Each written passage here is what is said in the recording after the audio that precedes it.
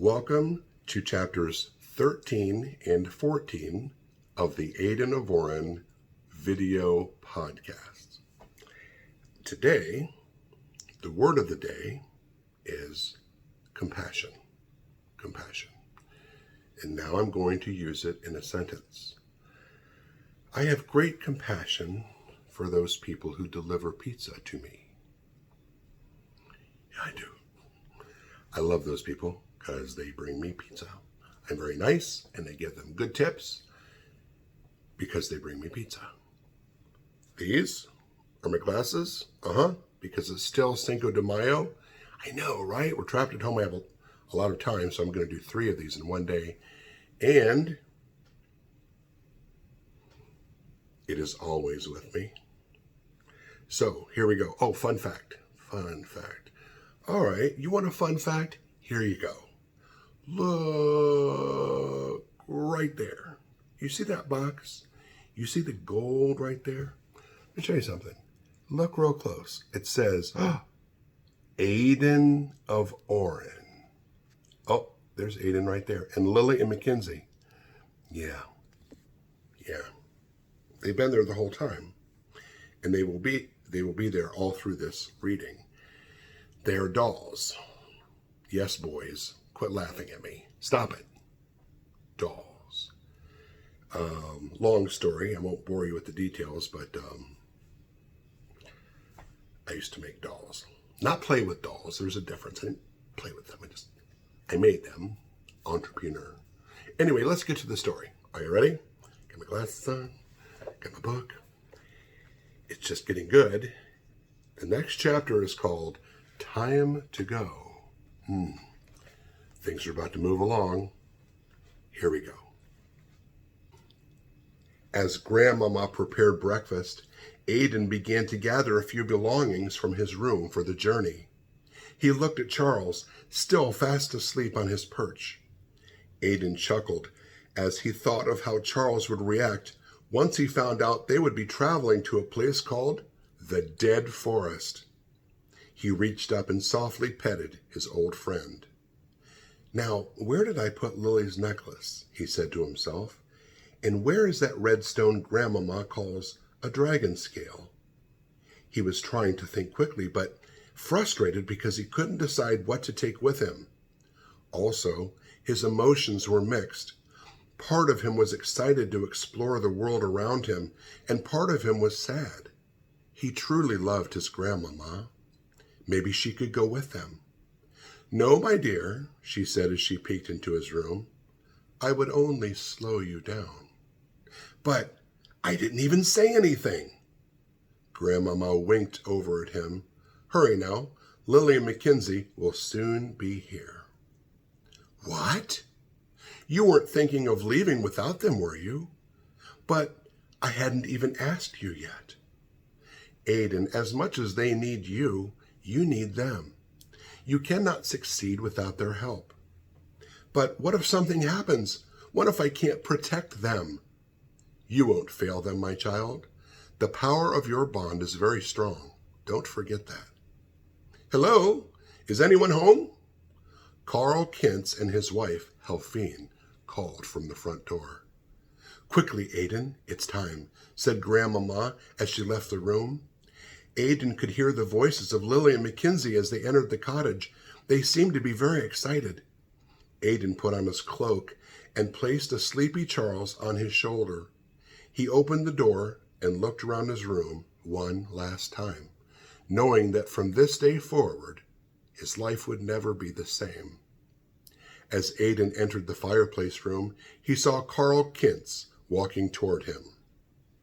Good morning, Carl said as he reached down and shook Aidan's hand. Grandmama tells me that you are taking Lily and Mackenzie on a very important journey. They will be in your care now. I hope that you will watch over them. Carl paused for a moment. Your father would be very proud of you. Did you know him? Aidan asked excitedly. Yes, we were very good friends. He had to leave when you were very young, but you will see him again one day. Aidan's heart leaped inside of his chest. I will? When, Mr. Kintz? When will I see him again? When the time is right, smiled Carl as he put his arm around Aidan. Until then, you must follow your own path. Mackenzie ran up and grabbed Aidan's arm. We're really going with you. Lily smiled at him from across the room. She beamed with confidence, which was reassuring to Aidan, who was still a little nervous about taking his best friends on a journey into the unknown. He glanced over at Helfine, who was staring right at him. You are wondering why we are allowing the girls to go with you, am I right? Helfine asked. Aidan nodded. It might surprise you to learn that you are not the only child of destiny in this room. This got the immediate attention of Lily and Mackenzie. Your destiny is entwined with theirs, as their destiny is with yours. Remember the prophecy? Wisdom and a warrior at his side? Aidan glanced over at Lily, his wise friend, and then down to Mackenzie, his little warrior, beaming with confidence. The three children looked at each other in awkward amazement. I'll walk them to the edge of town, said Grandmama as she hugged Helfine and Carl. Thank you both so much for all you've done. As they turned to leave, Helfine reached for Aidan's shoulder and whispered in his ear, He will be looking for you, Aidan. He knows you're coming. He and the one who sent him will do everything in their power to prevent you from fulfilling the prophecy, but you must, or peace will be lost forever. I know, said Aidan as he gave her a reassuring glance. I know. As they turned to walk home, Helfine reached over and took her husband's arm. He has the courage of a lion, yes, and by leaving, most certainly has the spirit of the wind. She paused. But does he have the wisdom of a king? Let us hope so, said Carl. The future of Lionsgate is in his hands. The children followed Grandmama as she led them toward the edge of town. Charles, who was awakened, was very agitated. What's going on here? Why in blazes are we leaving? Where are we going? We're going on a journey through the dead forest to the Valley of the Elves, said Aidan. There's something we have to do, something very important. Just stay calm. Calm? Shrieked Charles. You've got to be kidding. I'm not going any sort of dead anything. Take me home. Grandmama gently reached up and stroked Charles' feathers, just behind his head. It's going to be all right, Charles, she said softly. Aidan needs you now. Everything's going to be all right. A great peace fell over Charles. He did not say another word. Grandmama led the children up to the northern boundary of Oren and stopped when they had come to the path called Sorrow's Way. She hugged Lily and Mackenzie tightly and then turned to Aidan. For your journey, said Grandmama as she handed him Lily's leather necklace, which now had the dragon scale attached to the end of it. You don't want to forget this. Wear it around your neck for good luck. Thank you, Grandmama. How did you... Do you have the map? Grandmama interrupted. Yes, I put it in my pouch.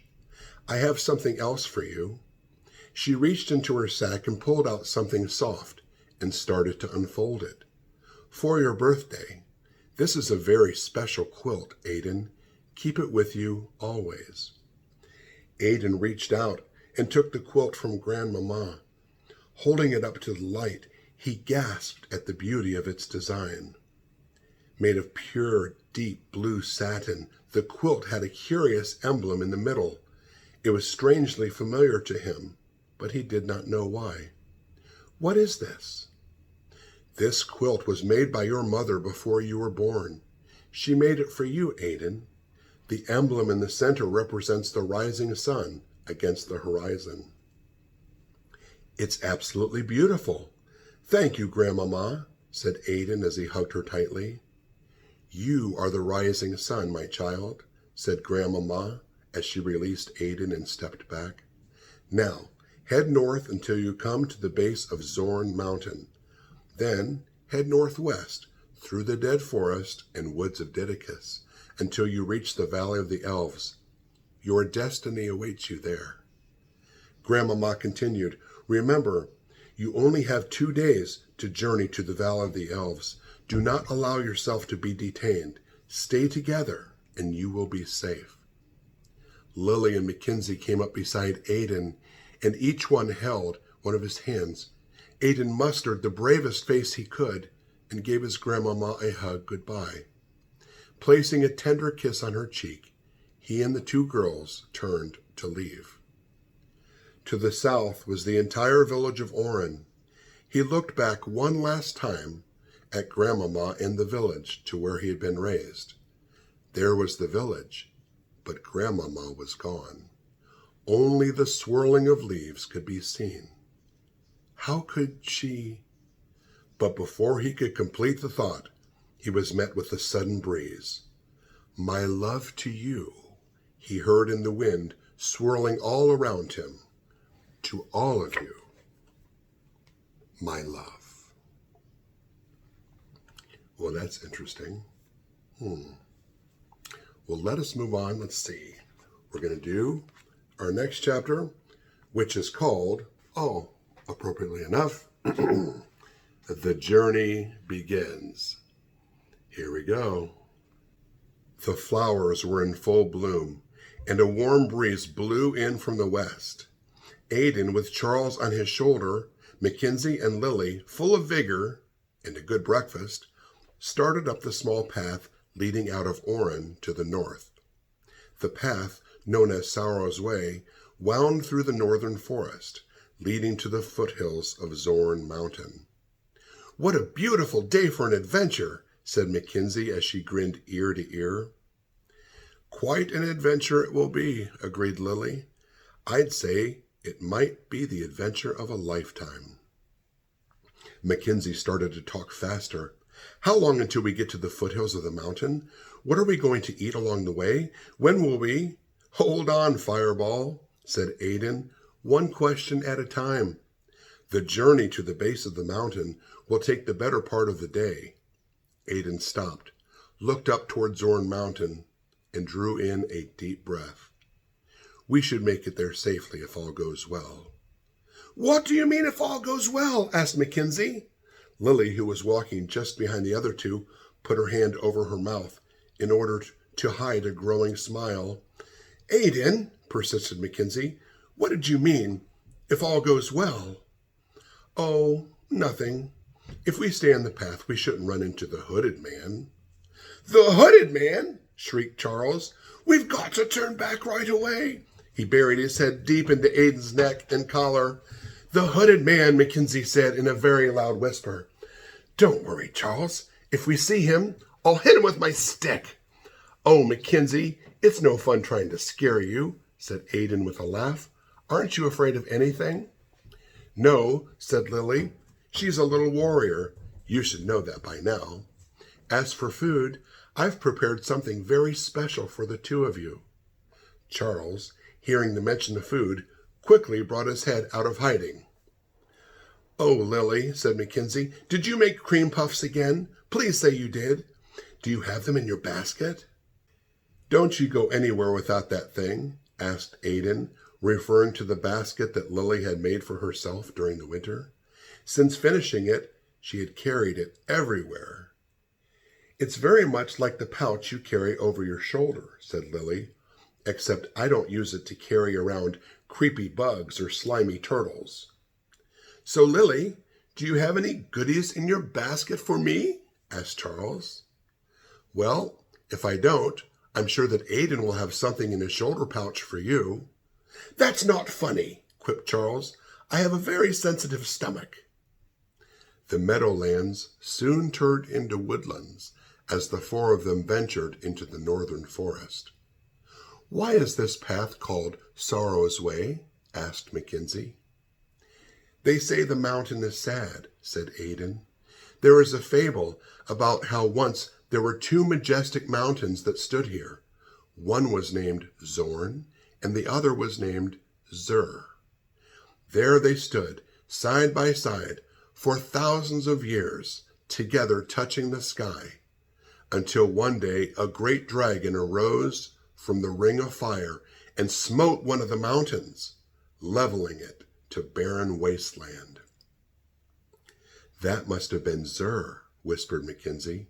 "That's right," said Aidan, "and ever since that day, Zorn weeps for her lost companion. It is said that there is a great river that begins at the base of the mountain. It is called the River of Tears." "That is a very sad story," said Lily. "Do you really think that mountains have feelings?" "I don't know," said Aidan soberly, as he led them deeper into the northern forest. The canopy from the thick trees provided welcome shade for the explorers. "I'm hungry," Mackenzie whimpered. "Can we stop now?" "Not yet," said Aidan. "It's almost midday, and we haven't made very good time. I'd like to get to the base of the mountain while it's still daylight. I've heard of a great sitting rock found there. I'm anxious to see it." "A sitting rock?" asked Lily. "What could that possibly be?" "It's a rock where you go to think," said Aidan. "What do you think about on the sitting rock, Aidan?" asked Mackenzie. Then she giggled. "Maybe if it's a big rock, you might think about how you're going to get down." "Don't be silly, Mackenzie," said Aidan. "A sitting rock is where you go to think deep thoughts." "Oh, deep thoughts," smirked Lily. "If I knew the two of you were going to tease me the whole day, I would have left without you," he joked. "Look, we're not even halfway there, and you're already—" All of a sudden, Charles popped his head out of Aidan's collar. "Aidan, did you hear that? Did you hear that? And we have to stop. Bummer. We will see you next time. You guys be good. Have a wonderful day. Goodbye now.